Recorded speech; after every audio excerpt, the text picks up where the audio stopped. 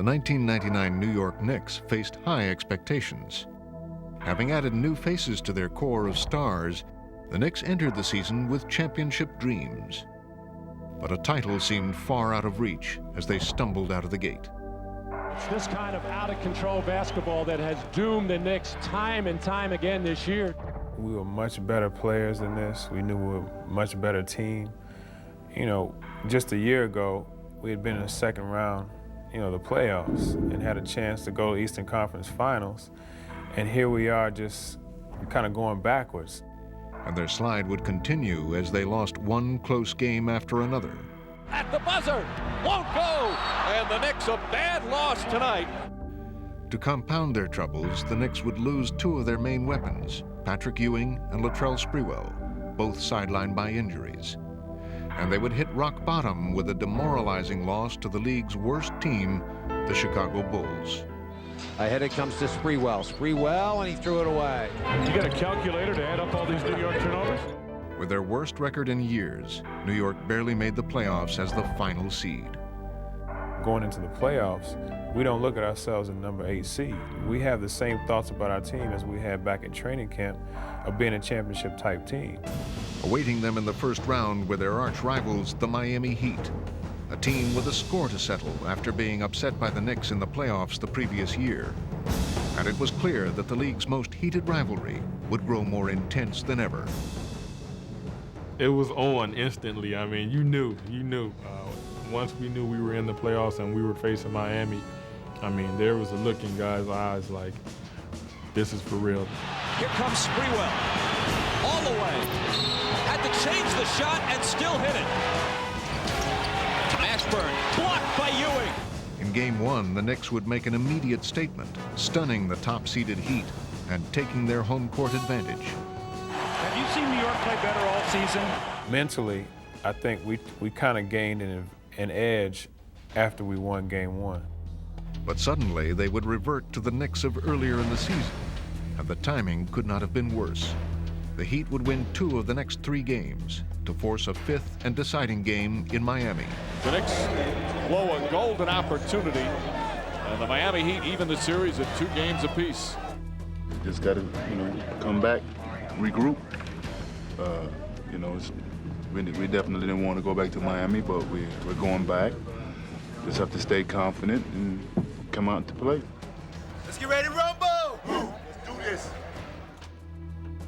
3 years of bitter playoff battles between New York and Miami had now come down to one critical game, and it loomed as the fiercest struggle of all. What a war we have here in Miami tonight. It's one of those games where you knew right away that you left it all out on the floor, and if you had to play again, you'd like die. Blocked by Camby. Camby rejected the Weatherspoon shot. Here comes Childs. The lob for Camby. But late in the game, the Heat finally appeared to have turned back New York's challenge. Lonzo Mourning, the jump hook rattles down. Miami goes up 1. The next season and their dreams of a stirring upset would now hinge on one final shot.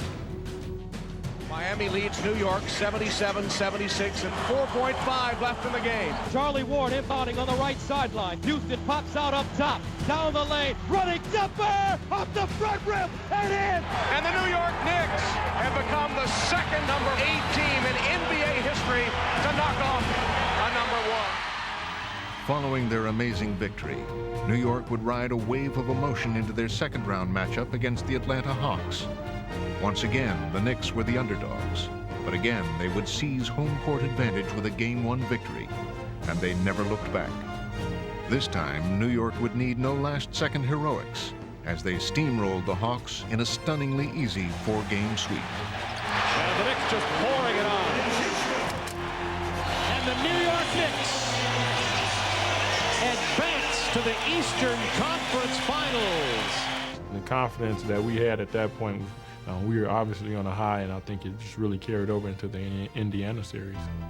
But as they faced the playoff-tested Indiana Pacers, the Knicks knew it could be their toughest battle of all. We were underdogs once again, and we did a good job of coming out and focusing on the first game. Johnson, good position. Blocking Dale Davis off the boards. Here's Allen Houston. Back to Johnson. He laid it in. Pretty pass. That's the attitude that we pretty much took as a team, is to, hey, let's hit first, let's hit hard, and let's hit often. As they had done in the first two series, the Knicks would take command from the start of Game 1. They grabbed a late lead, but the Pacers would have one last shot to tie it. Looking for Jackson. Jackson has it. Forces up a three over Childs. Short. The underdog New York Knicks pull off the shocker in Game 1. In Game 2, the Pacers were determined to reestablish their supremacy, and they would build a 17-point lead in the first half. But despite their onslaught, Indiana was unable to deal a knockout blow to the resilient Knicks, who would have a chance to send the game into overtime. 2 seconds to go the length of the floor. Oh, Ewing has it for the open shot. Not tonight, Patrick. But New York had not only lost the game, they had also lost their superstar. There's only so much you can go, or so much you can endure. You know, I felt something pull, and I was proud of, hurt, shocked, all the emotions. Patrick has been the focal point and the rock of this team over the years. It's just like you going into a war, you lose one of your soldiers, but the other soldiers have to pick up. As the Pacers looked to capitalize on Ewing's absence, the Knicks tried to fight back. Hey, you know what? We can remind you about 50 things. You guys dig in and get a stop, a board, 5 out, get a score. As had been their trademark, New York refused to give up.